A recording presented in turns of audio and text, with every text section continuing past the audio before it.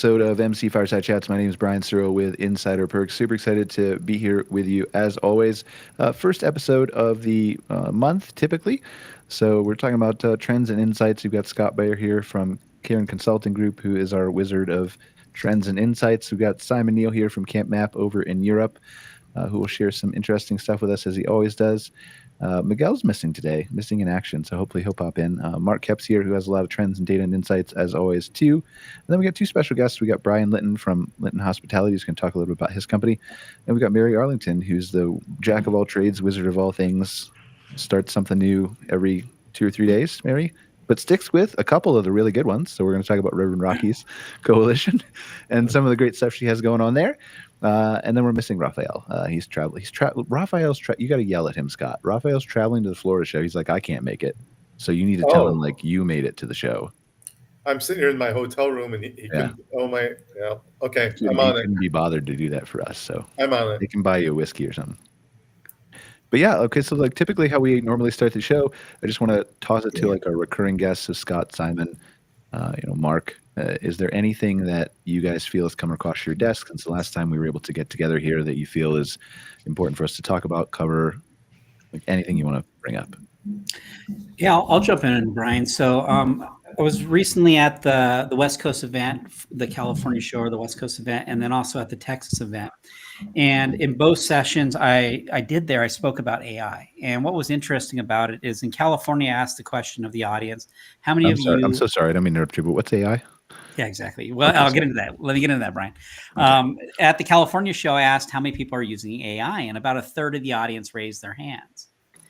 3 weeks later in Texas, I asked that same question. About 95% of the people in the audience raised their hands. To the question of what is AI, there's different most people it's ChatGPT, right? They're using large language models and so forth. And obviously there's a lot more depth that can go into that. But much like Brian's model, and Brian, you and I talk behind the scenes. You and I are really well aligned on the overall thinking, which is most people are not prepared for what's happening right now in real time in the world. And my goal in these presentations, and Mary was there, she can kind of attest to this. My goal is honestly to scare the crap out of the audience about what was coming, with a simple goal of them walking out of that meeting going, I need to learn more about this and actually be proactive in my efforts around the use of AI, not only from a personal level, but from a professional level, and how it's going to impact the overall economy in the world. So just want to share that, Brian. Like, I give you full credit because you're way ahead of the curve on this and obviously way advanced. But it is changing, and people are starting to recognize that it's here. Just moving really fast. So two things. Do you think, one, that it's moving that fast, California to Texas, span of a week or two, or do you think the people from California stalked you and followed you to Texas, and that's why it increased so dramatically? That's my opening first question. But then number two is, I'm curious how you scare them. I'm just fascinated by like how do you, like, what's your version of scare? Because mine's probably different. Yeah, yours is probably different. Yours is, I guarantee you yours is different just knowing you. So my way to scare is the simple statement, and it's a bold statement, but I don't think it's actually that bold. I'll simply preface that, the primary advertising channel you have available to you is Google search. And I just want you all to know that Google search is dead, and in 6 months that's going to kind of pan out. And that usually creates the disconnect in their minds where they're like, wait a second, how can Google search be dead? And then you just go into the logic about how Google's moved results down. They have AI results at the top, and how everything is changing in that regard. And so it gets people to realize that their simple marketing that they've been doing is no longer going to work. They actually have to hit people in various channels. It's actually fragmenting again, right? It came tight where it was Google and Facebook, and now we're fragmenting into different channels. And just that in and of itself is enough to where people kind of wake up to the idea. And then the thing I'll do on stage is I'll pull up ChatGPT and go to the voice interface, right, with the ChatGPT, because most of the people, you can see their skepticism in the audience as you're talking about it. And then I'll have that conversation with AI on my phone and use the microphone to kind of show them how powerful that tool is. And the net result is I'm validating what I'm saying, because once they realize that those tools are available and you can do that, then it's the recognition that this guy's not just blowing smoke. He's telling you the truth, that the world is changing. The entire digital landscape is changing. And the other thing that I say very honestly, and I think, Brian, you may or may not agree with this, even the best experts don't know what the world looks like a year from now. We just know that it's changing fast. Yeah, for sure. I typically say 3 years, right? But yeah, it's going to keep exponentially speeding up. So I definitely agree with that statement. It's interesting, like you and I both do marketing, and how you have to get people's attention sometimes. I don't think either of us really believes that Google's going to be completely dead in Right. 6 months, but also that's the way you get people's attention. You can be like, Google's slowing down just a little bit. Hopefully you watch my presentation about how it is, right? They're not going to pay attention to you then. But yeah, this, I don't know if you read the latest stats, and we don't want to spend too much time on this in the show, but there was Google said there's 1.5 billion users, and I don't know how they define users, of AI overviews, which is the real kind of threat in Google more than anything, is that your site is ranked differently and cited differently in those AI overviews. And it's citing deeper content like blogs, articles, stuff like that. There's 650 million monthly users of ChatGPT already. There are 350 million monthly users of Google Gemini. That came out in their monopoly trial or whatever. And I want to say last week, but it was a couple weeks ago, I saw this stat. Within the last 7 days of that stat being published, there were 1 billion searches on ChatGPT, searches of the internet, not prompts, in 1 week. That was Mark. Yeah. Well, that was me doing all those prompts. Yeah. No, what I find just in my own usage of the tools, that over the last 2 weeks, my go-to source is actually ChatGPT and Gemini, depending upon which one I'm logged into at the time to begin my deeper research. Now, I may go to websites and so forth for even deeper, but I'm relying heavily upon these AI tools. I know I've integrated them in all of our processes here in our own business. And the reality is there's longer tail conversation about that, because, actually, this is a question for you, Brian, because I know you've gone deeper on this. As you look at it, the real question becomes, if the AI models are essentially scraping the web for their information and they're providing you some summation of that information, they're basically destroying the business models of a large portion of the web businesses out there that rely on for sure eyeballs, right? So as those websites go out of business, where does AI get its information in its results? And that's a big question on the marketing side of, how do I get ranked in these chatbots and everything else? So I'm interested in your two good things, right? And again, I don't want to spend too much of the show on this, but it's a good conversation. We need to have it. I just I want to make sure we get to our guests, and you're not distracting me like I'm distracting myself. To be clear, I'm not blaming you. But there's two different things with AI, right? There's first of all, it already has started creating its own synthetic data, is the answer. It's just I don't want to say just because that's the wrong word, but it's just as it has the same amount or greater amount of an ability to create new text, and especially these new thinking models, new thoughts, than as human beings currently do, right? Most human beings. And so it can create, they've been doing this for a couple years. They've used it to train some of the new models, they call it synthetic data. So that's number one. Number two is we have no idea how to get the stuff in. We know a little bit of things, right, on how to get it ranked. But mostly, and we've talked about this on Outwired too with Scott, mostly it's, brand, the importance of, backlinks, but also the conversation around your brand. So press releases, mentions on social media that are not on your page, just reputation, right, is an easier way to say it. Brand and backlinks are going to be important. And then obviously what's on your website, not just keywords, but the structure and the schema markup. And if you don't know what those words are, go ask your website developer. Those things are even more important in the future too. So, but that's not really scaring them though. I mean, you're just kind of it's important. You're waking them up. You probably are scaring them. But I ended up British Columbia. I was speaking to their association on a webinar maybe a month ago, and I ended that thing with I asked Joss, I was like, "Do you want me to scare them real quick?" And he's like, "All right, sure," not knowing what I was going to say. He probably regrets it. But I was like, we're headed toward you're seeing this already. The U.S. and China are battling for supremacy in AI. Where you're headed to is one day, neither one of them probably want to do this right now, or even would consider ever doing this. But at some point, one general is going to be like, "I'm going to give the AI control of my missiles," and then unless the other general does the same thing, he's going to get obliterated. And that's where we're that's the end game where we're going to. Whatever country gets it first, I'm not saying it's going to be missiles and Terminator and all that stuff, but whatever country gets it first, that's why it's never going to slow down. That's why Trump won't let it slow down. Xi won't let it slow down, just because they need to be first. So that's the scary end game if you want to scare them next time, Mark. Yeah, I don't go that deep. I want to see how you're going to transition from obliteration of the planet to campground. Well, I don't think that it's going to actually obliterate the planet, to be clear. But like generally, I use it as like Mark says, Google is dead, right?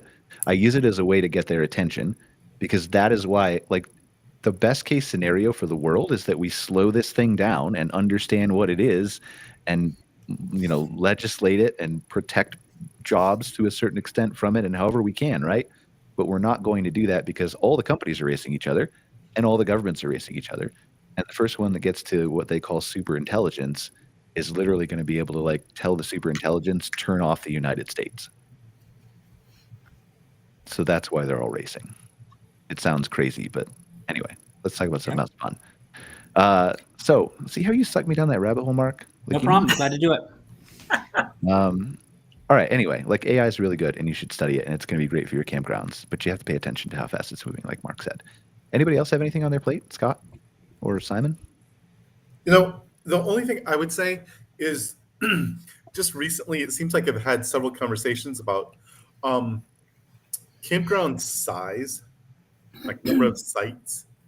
And I was talking to someone earlier today about like there's a campground that's in the works that's going to have like 3,000 sites. Is it in Myrtle Beach or somewhere else?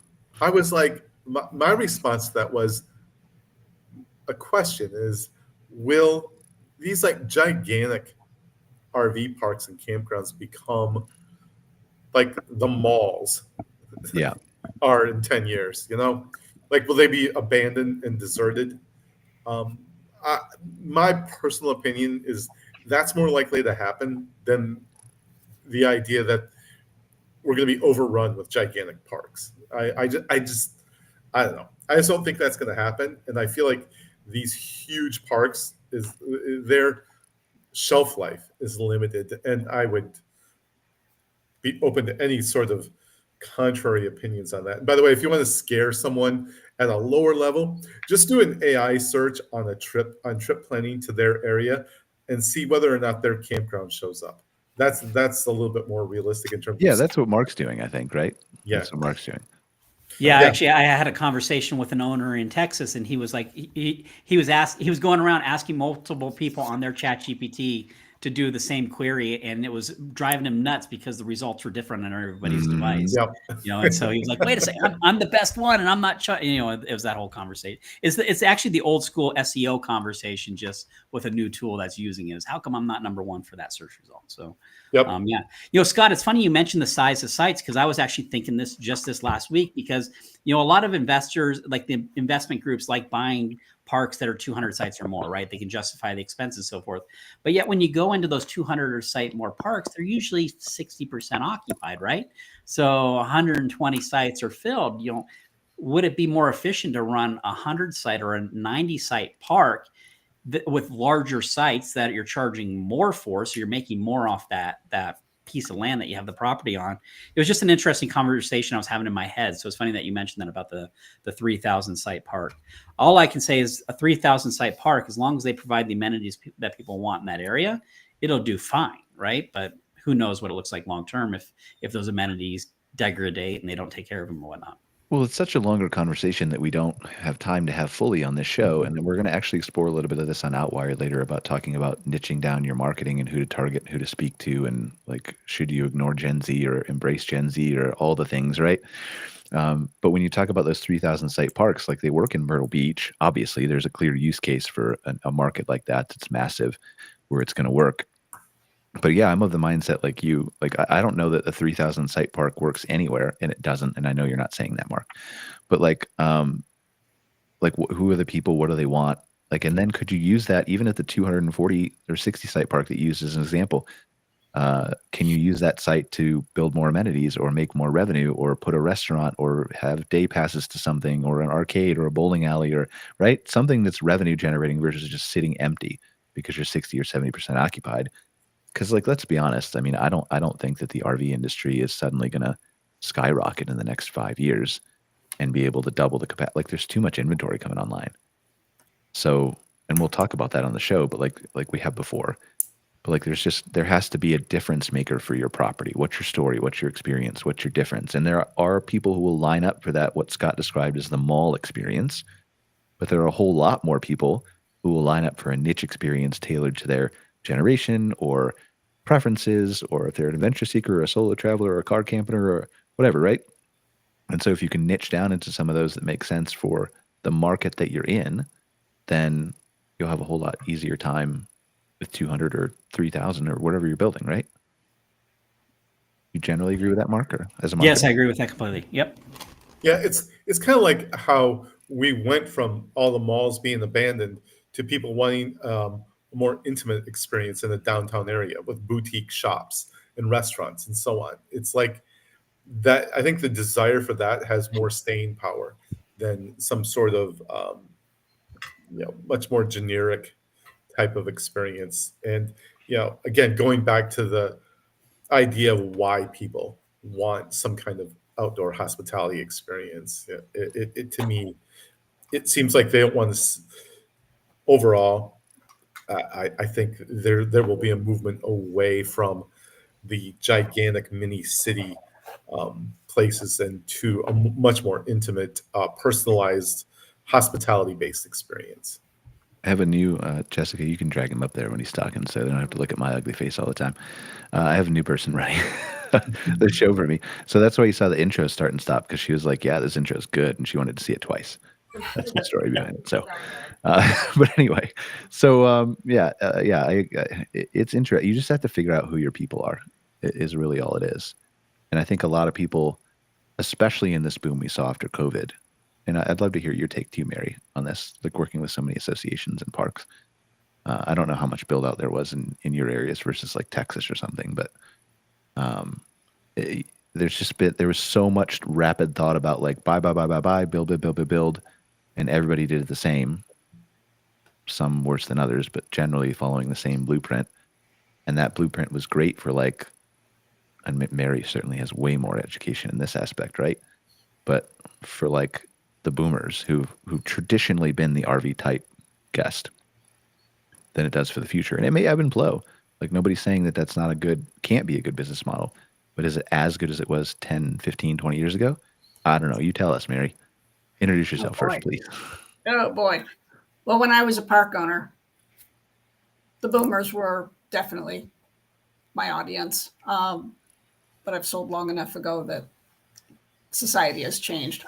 Back when I was an owner, though, there were parks already in the country that had thousands of sites, and they did very well. They weren't, around every corner, but they did very well in their niche. They often were for long stays. They kind of created their community. Maybe they were in the north or the south, and they were populated for some months of the year. That was all great, and they did very well. But there has been an enormous shift across the country, bringing in many more of those. I know Colorado had an enormous boom through the past 6-7 years, and quite a few parks, I'd say about 8 years ago, started buying up neighboring land and expanding if they could. But the vast majority of my parks, I cater to the privately owned campgrounds and RV parks and resorts and glamping and all that, whatever outdoor lodging is to you, that's what we try to cater to. And I would say that the vast majority of them remain smaller. I'm going to say 125, 150 sites and fewer, but I still have some parks that have 8, 10, 12, 15 sites, and they're pleased with what they have. And maybe they're landlocked. I know one of them is right on the side of a canyon. They without obliterating a mountain, they can't grow at all. So they find their niche, they market to their audience, they satisfy those people. And if what you're looking for has 2,000 sites and loads of amenities, then there are those in the area that they can go to instead. Yeah, there's no wrong way to do it until you run into the accounting investor accountability point of your journey. But before that, like you can really build anything you want, and if you're happy with the 8 to 10 sites, then that's great. If you're happy with the 50 to 100, that's great too. But like it's interesting to me that we often hear from so many people that it's a math problem, and I understand that from an investment standpoint, right? On paper, it's like okay, well, we can have 3,000 sites earning income of X site. We make a whole lot more money, but then they don't study the market and recognize whether there's 3,000 people there. But also, if you look at people like Brian, who's a guest on our show, and we'll talk to him about his company in a second, like it's not even a number of sites problem. It's and maybe like you can correct me if I'm wrong because you're obviously the expert, Brian. But like it is a math problem, but it's not necessarily a quantity problem to get to the math you want. Is that fair, Brian? For sure, yeah. I mean, we're in the boutique glamping space, so Ferncrest is purposely intimate and small, and obviously the economics of glamping versus RV or primitive camping is different. So that our operators, because we have a franchise system. So Ferncrest, we started it a few years ago, opened up the home base location in Pennsylvania. It's a 25 site glamping destination with geodesic domes and some wall tents. Really family focused, targeting the millennial young family. And, with $200 to $300 ADRs, you can have a really sustainable business with those fewer sites. Like if I'm an RV park operator, Mary, like it'd be tough for me to justify at least, economics of covering expenses and paying employees and still taking home money if I only had 10 to 20 or 25 RV sites. But with glamping, you can do quite well with a smaller assortment. I mean, there's plenty of glamping destinations out there with four sites, right? Yeah. A lot of people blur the lines in glamping as well, and landscape resorts all of a sudden become glamping. And I'm more on the glamping is still more of a camping experience, and the hard-sided sort of like resort out is more outdoor hospitality in a broader sense. But to each his own when they define what glamping is.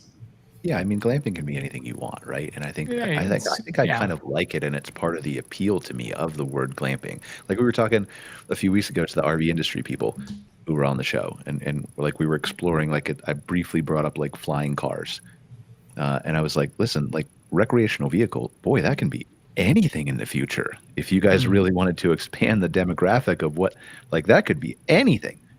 So I like the appeal of like being able to create your own thing, do whatever you want. Like obviously pay attention to the money and the math and all those things that are important to your market, to your niche, to who you're going to attract.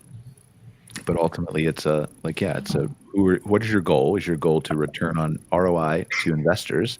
Then maybe you need to build bigger or more sites or more quantity to achieve that math problem. Or is it, I want to be happy with 9-10 sites, or I want to be happy with 50 to 100 RV sites or whatever. Like, I think there's a clear path, and Scott, you can like talk me through. Like, I know we recently went over the KOA North American Camping Report on a bunch of shows that talked about amenities people are looking for and things like that. I think there's a clear path to like taking an RV park, and if you provide a good enough experience, I bet you could charge $150, $200 a night if you had the amenities to back it up, where you weren't just another. I also am a luxury RV park with pads. What do you think, Scott? Absolutely, and there are some parks out there already doing that. So you will find that, and people are willing to do it, and it's much the same as almost any other industry. Like, the amount you charge attracts a certain type of clientele as well, and that's what some parks want. They want to attract that person, that higher income demographic to their sites, and they do that by they up the ante. They offer much more involved services and amenities, so that essentially it's a resort. Only you park your RV there. The first time I went glamping, it was at a campground. It was just another RV site, except instead of pulling in an RV, I walked into a safari tent. It was gorgeous. It had a deck. It had a fabulous bed with wonderful linens, and it was pricier than a cabin or pricier than an RV, but it was still extremely affordable. But the difference that I want to get to in a minute is that it was a campsite. Yes. It was me coming and sleeping and doing whatever I wanted. I went home from that experience. I didn't do AI because it didn't exist. I Googled, it did exist, but we weren't using it. Anyway, I Googled, glamping, Montana vacation or something like that. And I start seeing these really cool things. And then I look at the price tag and it's astronomical compared to what, wasn't anymore $149 a night. But, oh my gosh, I got a chef's breakfast every day delivered to my deck. I could take all the equestrian rides I wanted the whole time I was there. There were these, massage appointments. It was a total escape from my reality anyway. That's not how I live. But I said to myself, what did I Google? Glamping Montana vacation or something. And what if I had changed it to glamping Colorado vacation? And I would have been shown campsites or glamping sites that had completely different definitions. You have to know really what you're looking for. I just want to take a note for our other recurring guests, Mark and Scott, that man, the association leaders have got to earn a lot of money to be able to stay at places like that, because I still can't do that. Can you, Mark or Scott? We're in the wrong. I didn't take that career. vacation. I think it's a perk of the job. So, yeah. But you bring up a good point, right? Like this is very valid. Again, there's so many. Back to the definition of glamping, right? It can be anything, but also I think, and we talked about this on a show, I don't know, maybe a month or two ago. I think Ali Rasmussen was on here from Spacious Skies and a few other people. And we were just talking about the ability and the requirement of people to need to be creative these days. If you're headed into what, by all accounts, I'm just going to keep quantifying this because this isn't outwired. I'll be more uncensored later. But what all accounts looks like perhaps possibly maybe a bad economy that may or may not impact the campground industry in a negative way, quote unquote.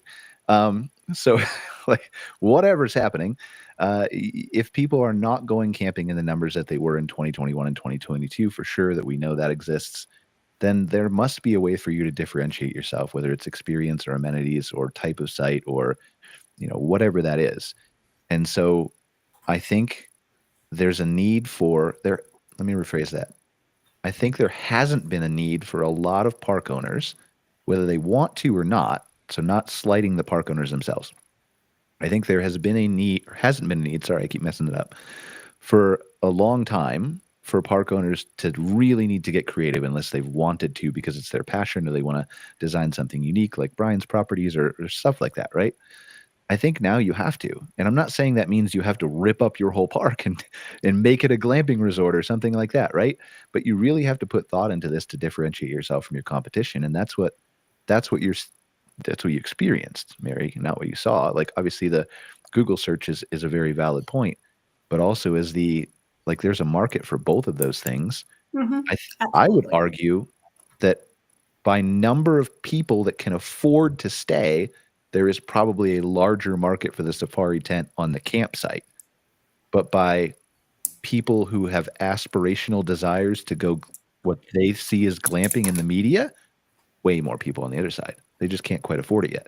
When those meet in the middle, I think it's going to require park owners who do want to participate in glamping, doesn't mean they have to be a little bit more creative than just slapping a tent on what was formerly an RV site. What do you think, Mary? It's the nature of business. All those years ago when I was a park owner, I differentiated myself in ways that were current at that time, such as this newfangled thing called Wi-Fi. Nobody had it. Nobody still has it, Mary. We're still preaching about it. And so staying current with the trends, staying ahead of the trends, that's what separates you. Certainly there are people who still don't have online reservations. They still don't have even Excel spreadsheets. If I ask them how many sites do they have and what's their occupancy, they don't know. But then there are others who, because they've embraced online reservations and front office systems, I can ask them the question and they say, I don't know the answer, but give me a second because I'm automated. I just have to ask it the question. So the times are always changing. I prefer to be one who stays ahead of the times. Years ago, when I was in college, I was told by a professor that I have some uncanny technique or ability to see a forest fire when it's just a spark.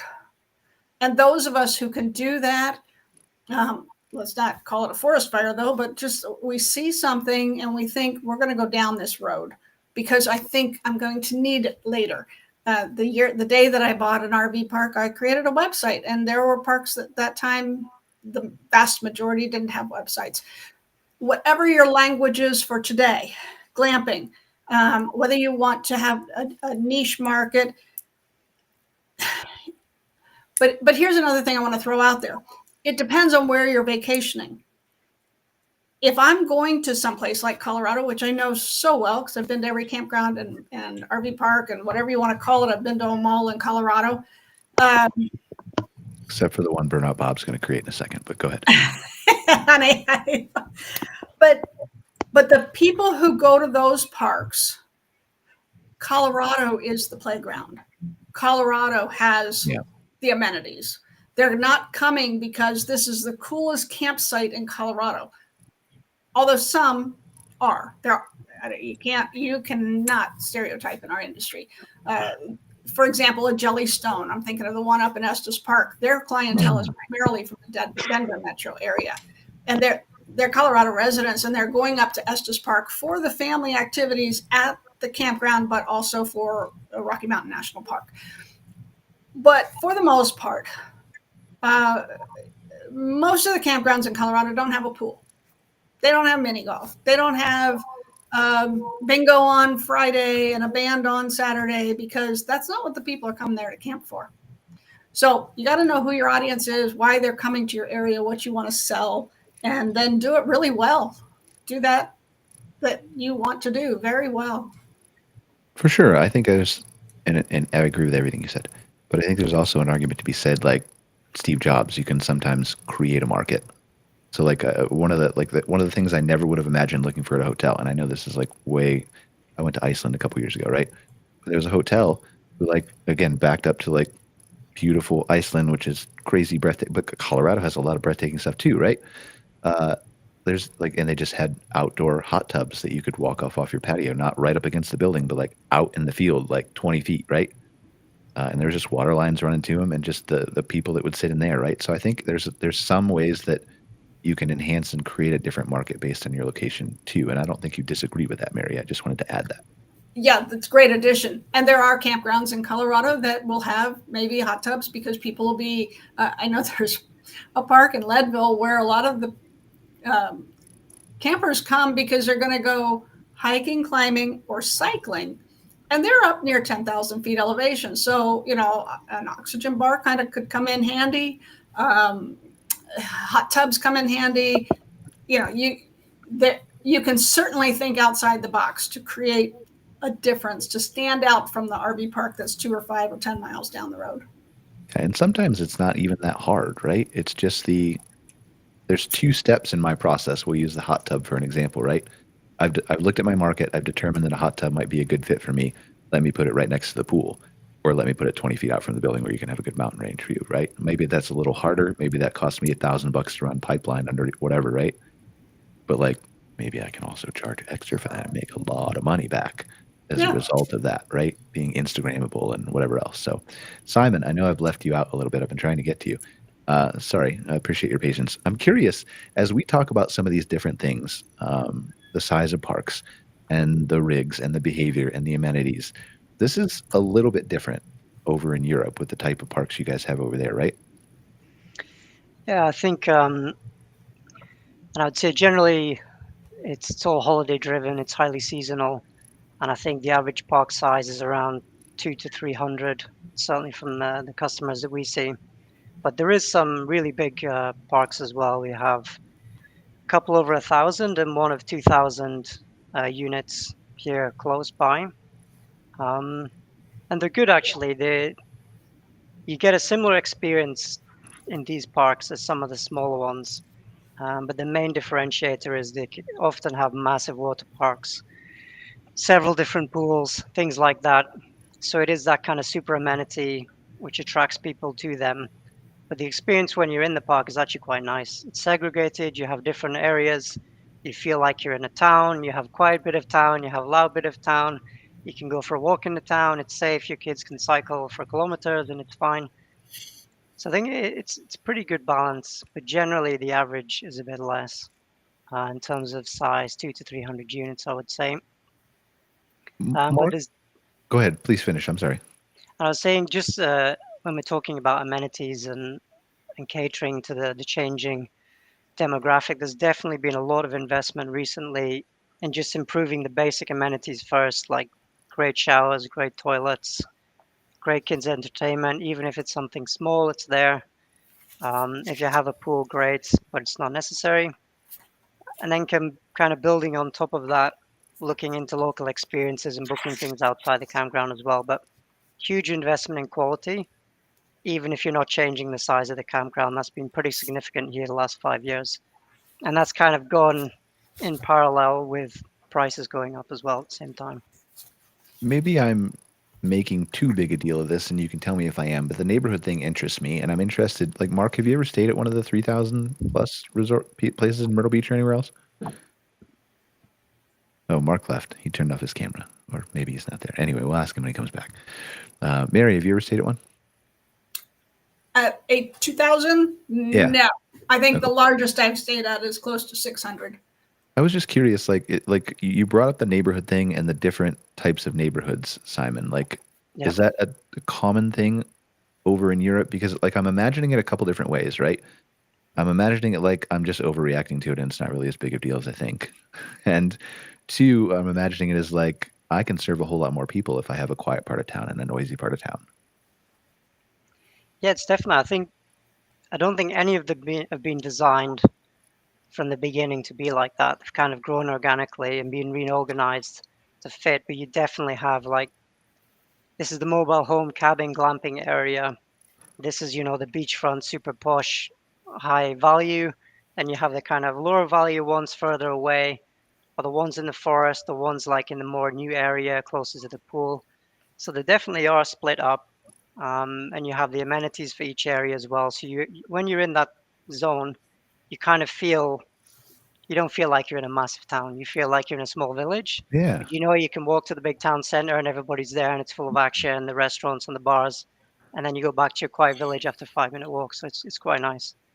And it's easy, obviously, if they have Camp Map to find your way around Of course, the yes. properties. So I threw you one, Simon. Scott. So I wanted to add to that, if I could. Yeah, go ahead. And then I want to ask Scott a question about the large RV sites in the neighborhoods.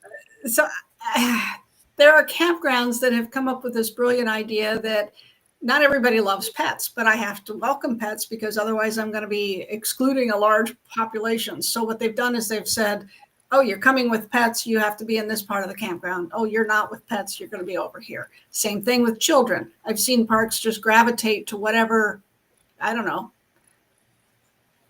works for them. If they're large enough, they could even do all of the above. They can have an area that has no kids, an area that has no pets. So what about a property like this, Scott? Let's say we have a 3,000 site property, but it's carefully segmented, either intentionally or organically afterward, like Simon said, into I just paused because I was like, hey, wait a minute, that's a thing Simon says. Like, do you guys have that in Europe? Simon says, yep. Okay. I thought the same thing. Sorry. We should play that game one week, Simon. All right. Anyway, so Scott, is that a thing that could help these parks survive and thrive? Because we talk a lot about the different amenities, like in the KOA report, the things people are looking for, some of the up and coming things, like forest bathing or grounding in the grass. And like, even if you don't have clear signage or clear direction and it's growing up organically, like at least the guests would know, like if they're trying to ground and they're in the dog area, they'd quickly realize they were in the wrong place, right? Yeah, absolutely. And I think that in and of itself, creates a very different type of atmosphere. In fact, several years ago, and Mark is ignoring us, but he was a part of that, the whole Campground of the Future thing. And that was, I don't know, 7 or 8 years ago we did that. Yeah, Mark's pretty old. And one of the Wanted to things date that him while he's gone. Sorry, go ahead. Yeah, absolutely. I think, I mean, even back then.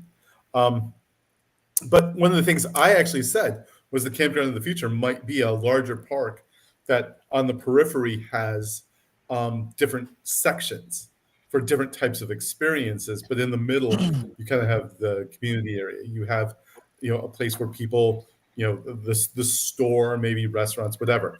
But they can still, and Mary mentioned this too, it's like a person can go back to their area, to a place that they prefer, whether it's a no kids area, a no dog area, or a no kids or dogs area.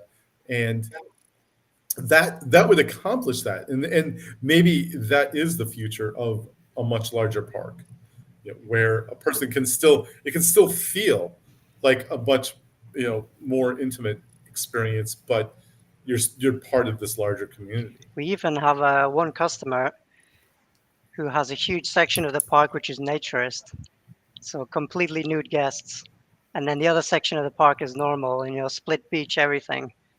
And it's also quite common to have a beach dedicated for dogs, with facilities for dogs and everything there. They can swim in the sea there, but they can't go in other areas. So there's definitely lots of variation around.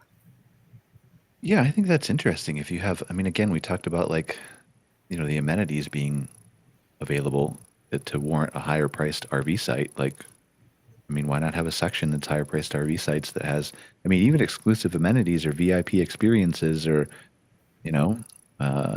I don't know. There's just lots of ways to do this, but I think that creativity is going to be an important component to, like, if you want to, and it's okay if you don't, but if you want to level up into a bunch of larger sites or to go more than 8 or 10, if that's the career path that you're on, or if you're investor driven and that's what they want, then I think that creativity is going to be necessary to set yourself apart from the competition in like the now, like for anybody who's building now or in the future. So, Brian, let's talk about your company a little bit. We haven't gotten into it too much. I'm sorry. We've been having a good conversation. Talking about pets, we do really well with the $40 a night dog fee, and that's a huge profit center, because that doesn't mean that they get to do damage with $40 a night. That's just that's the ability to have a dog at our Campground. And can I just play devil's advocate for a second? Yeah. Have you ever studied, and clearly the $40 a night thing works for you, I'm not suggesting you're wrong, but have you ever studied what would happen if the dogs were free? While you obviously there'd have to be a way to like higher. Protect the thing, right? To protect your investment in your tents and who you're allowing in there, and not the, I don't want to single out a breed, but like whatever, right? The little chihuahuas that destroy everything. We'll pick on them. But like, have you ever explored like offering, like people will spend a lot of money on their pets. So is there any data, and maybe you know this, Scott, too, like is there any data with lower pet fees obviously would attract more people, whether it's the right people or the wrong people, depending on how you want to take care of your tents and your price point overall. But I imagine there's probably some profit to be made there, isn't there? For selling like various amenities for the pet versus or either amenities for the pet, or deluxe treats or local organic stuff, or like whatever, right? Something like that. That's a great idea. So you're saying lower the pet fee, but then potentially add in a lot of other opportunities for them to spend on their pet. Like, I mean, it's the same as me. Like, I go to the farmer's market and I like to buy my food there, but there's a little stall there from a lady who like hand makes like beautiful treats that are icing for, like, people will, like, I'm tempted to buy that every time. Like, and then the little carriers are there and all the things, and so I just feel like there's a big opportunity for people to be like, my dog went camping here, or who knows what it is. Yeah, I think we should definitely add some of that type of stuff into we have a camp store, like a self-service checkout camp store at our properties, and we probably don't have enough dog stuff in there. I don't think we have any dog stuff in there actually, which 5% royalty. You remember I said it. That's exactly. Right. When I had my RV park, I had a pet area, a pet section in the store of leashes and food and toys, and it was appreciated. It wasn't even like, oh, thanks, I needed a leash. It was, wow, I got this cool whatever sweater or whatever, and it was a memory from the RV park for them. Yeah, dog sweater. You're selling dog sweaters? I had all sorts of things. I had toys. Oh. I had this little miniature tent that was a sunshade for dogs or cats. Huh? It collapsed just like a tent does, and the owners could take it and put it up at any campsite they got to. And it's the essentials. It's the unique things, right? It's the things that they'll remember buying there. Like, I still remember, like, my little Yorkie. I bought her like little booties. They were just like, I don't know, I think half wool and half cotton or whatever. We ended up not really liking them in the snow up in Canada because like they just got wet and stayed wet, but they protected her feet a little bit from the cold when she was walking on dry ice or something. But we remember, like, I still remember getting those at Banff. I can't find them anywhere else in Banff National Park, in a tiny little pet store that was locally run. But like that causes those memories and that ability to just say like, hey, this is something unique. I got it here and I could only get it here. Then it does dual purpose. One, it makes them want to buy it because it's unique and gives you money. But two, it makes them remember you. Yep. And Instagram. Instagrammable moments. They turn around and post it that night on a blog or in a Facebook post. Yeah, I it'll be totally interesting. accepted the free publicity. It'll be really interesting to see, and we don't have enough time to talk about that at all today, but it would be really interesting to see what the Instagrammable moment is. We should talk about Not Wired sometime, Scott. The Instagrammable moment of the future. Like, will it get to the point where like our phone cameras or our watch or whatever? I have a really cool thing to share about like tattoos too. Cool later, Scott, on the show. But like, will it get to the point where the phone can like completely immerse you in an experience? Like, could you do a selfie in a virtual world and share it with all the friends who aren't camping with you in real time? Like, look at my experience. Like, it would be really interesting to see how that work, how people share things. I think you already sort of can do something like that. I mean, I would think though that the real Instagrammable moments. I mean, this whole idea of like it's changed so much over the last few years, really since the last 4 or 5 years with TikTok and the sort of videoification of everything. Like this idea of like pictures and Instagrammable sort of like snapshots is now, it's really more about obviously content, but then the content is not just about like, hey, look at this pretty thing. It's really about the stories behind things. And that's where so like our focus is very much on stories versus just on the finished product. And so I think stories are what almost have like a defensibility from virtual reality in a way, and that's why I love this industry so much, by the way. I haven't chirped in on the AI stuff, but I love this industry because it can be enhanced by AI, but it can never be taken over by AI, because as long as humans... it can be, so this is, and again, I don't want to interrupt you, I want you to finish your thought, but we talked about this in Outwired. It can be supplemented by AI. Because we were talking about there's like 54% of people in New York City who don't own cars, who can't get out of the city or don't want to fight the traffic, but could experience a virtual campground and then be like, oh, I really like this, because they never would have considered it before. So I think there's correct. Yeah. It's going to help. It's going to help greatly with the marketing. Yeah. It's still not going to, I don't believe in the replace it. Sort of I'm like with you. VR aspect of like, hey, I'm going to go camping and stay in my apartment because I'm going to be immersed in it. I think that's for sure. Like, but there will be a lot of Gen Zers and people who will be like, this is my version of camping, especially when you can feel it and s'mores over the stovetop while they're wearing like a headset. The stovetop becomes a campfire. I'm not advocating for it or saying it's better at all, right? I'm an outside guy. I'm just saying there's going to be a large portion of the population that doesn't currently go camping now. They're not going to take away people, but who have never experienced camping, who that will be their version of camping. Once somebody has gone camping, they won't go back to that. Probably not. I think to the point. My people are here for offering the experience. But how do you then get them to that point, right? So I'm like, my argument on the show was like, maybe this is a marketing opportunity. Maybe you spin up a digital version of your campground and they stay for $1 a night. Well, you could reach like, I don't know, 10 million people for $1 a night and introduce them to your real campground, and they come and spend $65, $100, $150 a night, right? So I view it as a marketing opportunity. I don't view it as a replacement. Yeah, no doubt, no doubt. AI and VR and all of this is marketing enhancements, and those that people embrace it are going to do really well with it. And then, but I don't think, and even like storytelling, back to that, storytelling is enhanced greatly by LLMs and ChatGPT or Claude or Gemini, any of those. Because now anybody is able to become a better storyteller through social media, because they can take the jumbled mush in their head and they can synthesize it into actual stories that they can then record and tell through social media. So the playing field is going to get harder and harder with storytelling. But the idea that a lot of people are still stuck in when it comes to social media marketing is it's about the finished product. And people think that it's like, hey, like this beautiful campsite that I videoed and I cut and I edited and I put some inspirational music behind it is going to attract people. That's not what attracts people these days on social media. It's deeper stories and like sort of the why behind things. For sure, 100%. Yeah. Simon, I'm curious what you think. So obviously you run Camp Map, great company, provides a lot of digital maps. This is a second shout out to you, but there's a purpose for doing the second one, Simon. But really great company, has recently been expanding over here to KOAs and doing a lot more work in the United States.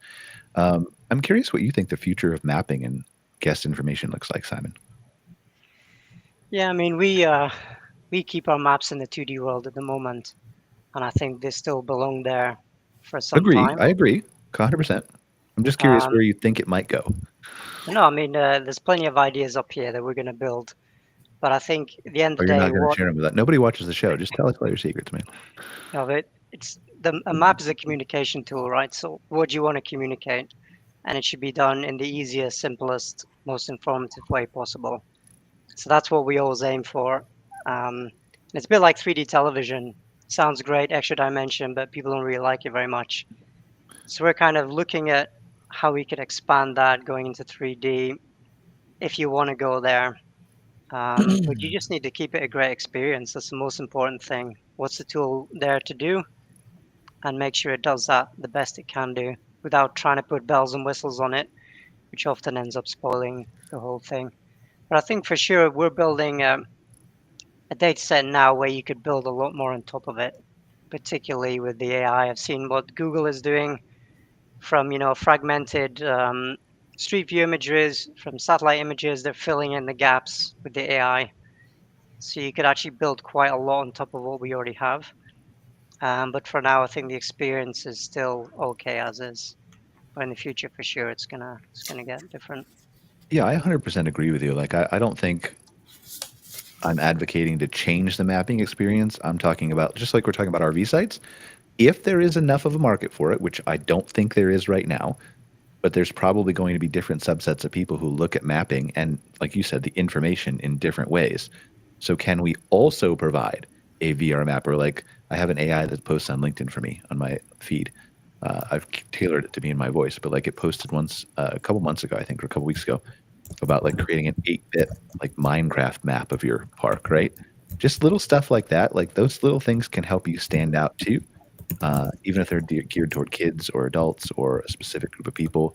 And I'm not saying you should do that, but if you identify a potential market for that that could enhance your revenue or help you, then maybe that's better. So Yeah, for sure. And like I said, the way we're building our product, it's set up to build stuff like that on top of it quite easily.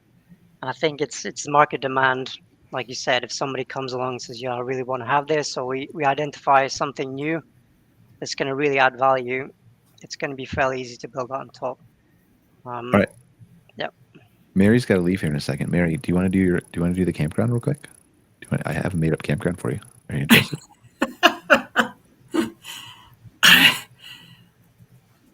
I just want to talk a few minutes about rivers and Rockies, but I've about lost my voice for the day. All right. Well, okay. Let me give you the briefly about the campground, then you talk about rivers and Rockies while you recover your voice. Is that okay? All right. Hit that, Jessica. Can you hit the screen share on my camera? There. Okay. So like, I don't know if you guys can see this. This will be bigger. So this is Burnout Bob, our insane campground consultant. Scott knows him well. So I said, make up a campground that's never existed, Burnout Bob style. And it's called Wild Panic Pines Campground and Emotional Recovery Center, where the only thing organized is the chaos. It's located somewhere between a haunted lumber mill, an abandoned cheese factory, and a portal to the screaming void. GPS doesn't work here. You'll know you've arrived when your radio starts playing only bagpipes. And we won't go through all this, right? But features and attractions: the Triangle of Mild Peril, a section of campsites arranged in a geometric shape proven by Bob's cousin, who got kicked out of community college for turning a spreadsheet into a salad, to increase camp drama. Ooh, that's good, Mary. That would be good. Can you imagine having one of those at your park? Love it. Every triangle corner has a picnic table with one broken leg and a passive-aggressive squirrel. The mystery pool, water temperature unknown, contents also unknown, may be haunted by the ghost of a lifeguard who was too chill.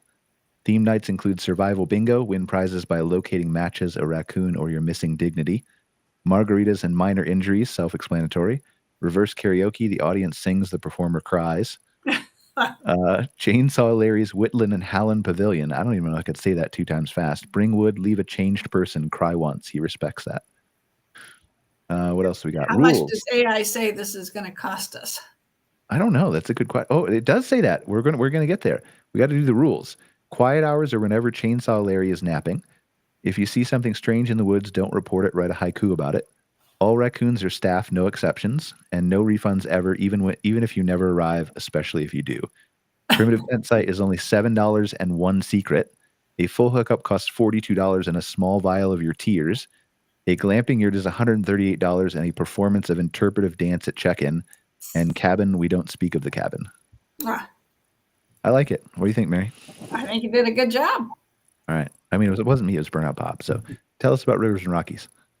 Rivers and Rockies. It's basically a state association, like many states have for the campground owners, and it's just got a larger net. There's about 13 states that are eligible for membership, and they're mostly states that have never experienced the benefits, the wide array of benefits that the parks in South Dakota and Colorado have had for 55 years. So we took Colorado and South Dakota's associations. The members threw together ideas of what benefits they liked and didn't like, and we kind of chewed it up and threw away some and enhanced some and kept some, and then spread the umbrella across all these other states that hadn't been experiencing it. So this is, I don't know if we're 8 months old yet, 7 months, 8 months old, something like that.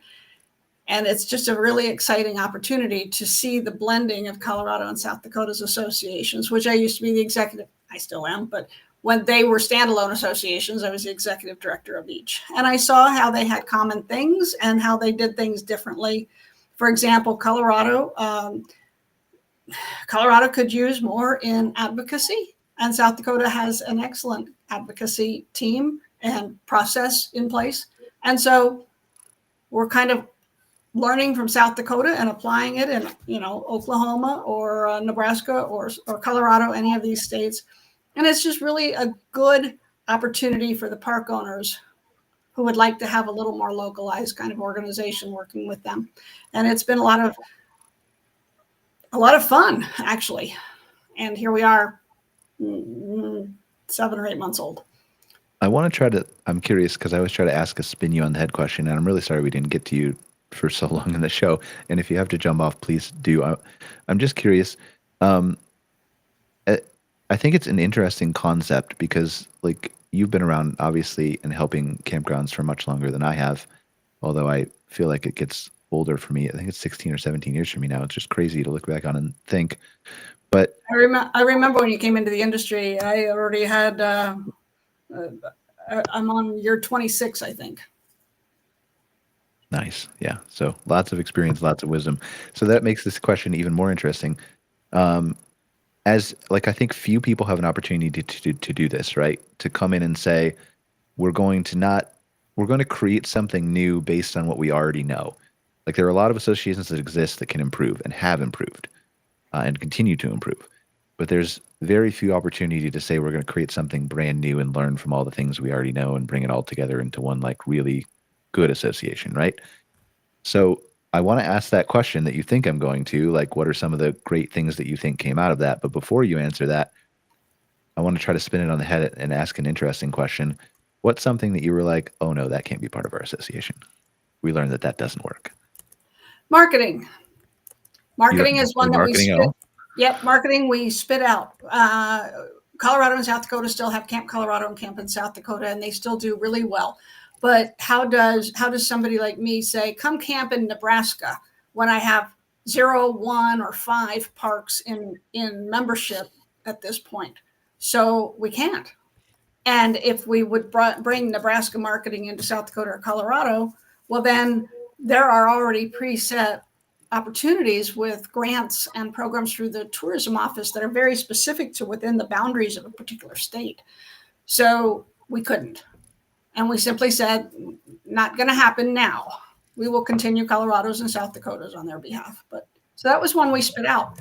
One of the things we did a lot better was when we created this from scratch, basically pulling together all these ideas, we changed the membership year. It used to be based on the calendar year. It isn't anymore. when you come up for air in September, you come up for air and you kind of clean up your park and all that, you're going to move into your off season. You're going to be making changes for next year. And it doesn't make sense that you drop membership midway through that cycle. So our membership year for the parks is October through September. So just one of the examples of how we got smarter. Yeah.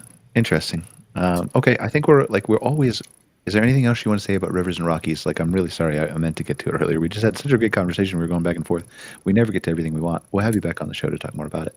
That'd be great. Yep. I need to be in another meeting, but it's a pleasure to be with everybody. And thank you so much. Real quick, give your website URL before you go. rrolc.org. Thank you, Mary. I appreciate Thanks, it. Brian. Bye. Final thoughts, everybody. We'll start with Simon, please, and then obviously share where they can learn more about Camp Map. I think just on the stuff we talked about last month, is things are looking good for the season. I think in the next 4 weeks, it'll really start to kick off here in Europe with the first big holidays of the schools. So looking good and very positive so far. Camp Map, you can find us at campmap.com. We help campgrounds improve marketing and guest experience with professional digital maps. Awesome. Thank you, Simon. I appreciate it. Scott? My closing thoughts are that we should look ahead till later in the season this year. I think we might, if some things settle, I think things might rebound a little bit in terms of, I know a lot of people have some concerns and stuff of where we're at right now, but I'm relatively optimistic about later in the season, the August, September Good. timeframe. That's awesome. And then where can they find out more about Cairn Consulting? CairnConsulting.com. I won't spell it out, but on there we have a resource library, and we have a bunch of the reports I've done with Brian over the last year, as well as the overall camping outdoor hospitality report. It's a free resource for everyone. There's a lot of information there, and always reach out with And questions. last but not least, Brian, I know, again, I keep apologizing to everybody. I would love to talk more about your franchise model. We'll have to have you back on the show. Sometimes these conversations just go this way. But is there anything else that we need to know about Linton Hospitality it's a different company. Why do I have Linton Hospitality in my notes? It's my holding company, but Okay. Ferncrest is the brand. We have multiple. We have a hotel. We have a hotel in Philadelphia, but then we have Ferncrest, which is our Campground concept, which is being franchised across the United States. We have many in development right now. It's sort of it's sleeper mode. Not many people would know about it, but due to our large personal social media following, we have, I personally have maybe about 750,000 people that follow me on social media. So that's fueled a lot of, again, back to that storytelling and the ability to get a lot of people into our world and our sphere. And so it's opened up a lot of opportunities for us, and we're developing a lot of Campgrounds as a result. So all under the Ferncrest brand, creating sort of systems, processes, marketing, all behind the scenes through the franchise network. That's going to allow landowners and aspirational Campground owners to open up Campgrounds with us rather than doing it on their own, because it's scary to do it on your own. And a lot of people want the cocoon and the safety net of a brand and working with somebody like us. And what is the one thing, just because we have to go, and I promise we'll have you back on the show, I'm sorry, but the one thing that sets Ferncrest apart? The one thing that sets Ferncrest apart You can only pick is one, man. We only have enough time. No, I'm kidding. I know there's more, but one thing where you're like, yes, this is why Ferncrest. Sure. I would say the wellness amenities, the wellness focus. It's all about touching into that modern need for health and wellness. And yes, it's about family and it's about a whole bunch of other things. But at the end of the day, we create outdoor refuge, outdoor spaces for people to really rest, recoup, and rejuvenate in nature, and in a luxurious way, not in a camping way, because there's a lot of people like me that have young kids and don't want to go through the work. So it's the core elements of glamping, supercharged by our brand, supercharged by our operations and our customer service and all the things that make it special. And if they're interested in learning more about Ferncrest, where do they go? So I actually recommend people, first and foremost, check me out on Instagram or Facebook. It's called Finding Promised Land, is my personal behind the scenes accounts. That's where I document the whole process of building what we do. So Finding Promised Land. And then if they want to check out more about the business model and franchising, findingpromiseland.com as well is what they can look at. And that'll take them into all sorts of different areas. I got to ask, I know Scott, if it's Simon, if you want to jump out, I got to ask though, like where'd Finding Promised Land come from? I'm just curious. So in COVID 2020, we left Philadelphia for a year and we lived in a town called Promised Land. We bought an old motel. We moved into it. We lived in it Schitt's Creek style. And that was the informal name for that town. It's right next to a Promised Land. It's called Promised Land State Park. It's called Promised Land. And so it was inspired by that. But now it's very much, we don't live there anymore. But it's very inspired by that sort of journey of finding Promised Land. Awesome. Well, thank you for being on the show, Brian. I really appreciate it. Thanks to my one remaining guest who stuck with us, Simon. And you're in Europe too. It's late for you. Everybody else is like, I just can't handle this. It's too late in the midday for me. We got to go. But I appreciate that. So check out Camp Map. Check out Brian at Ferncrest. Really appreciate you guys being here for another episode of MC Fireside Chats. And we'll see you next week, guys. Take care. See you. Bye. MC Fireside.